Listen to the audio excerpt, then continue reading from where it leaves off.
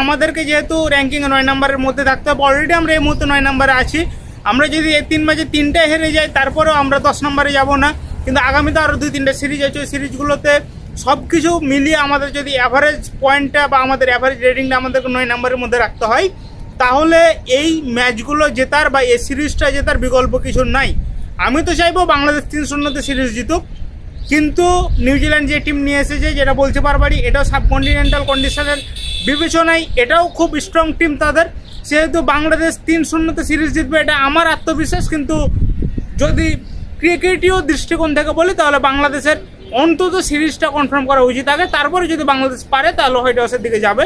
এবং সব মিলিয়ে বাংলাদেশ এখন স্কোয়াড ঘোষণা করেনি, হয়তো বা 2-1 দিনের মধ্যে স্কোয়াড ঘোষণা করে ফেলবে, যেহেতু 17 এপ্রিল প্রথম ম্যাচ, এখনও বাংলাদেশের সময় আছে। যে কোনো হোম কন্ডিশনের যেই ম্যাচগুলো হয় আমাদের, যেহেতু বাংলাদেশ নিউজিল্যান্ড বাংলাদেশ সফরে আসবে, সেহেতু বাংলাদেশ পরে স্কোয়াড ঘোষণা করবে, এটাই স্বাভাবিক। সেহেতু আমরা স্কোয়াডের জন্য অপেক্ষা করছি। বাংলাদেশ স্কোয়াডটা কেমন দেয় বা কারা কারা থাকে এখানে, বাংলাদেশ স্কোয়াডেও অনেক চমক থাকবে বলে আশা করছি।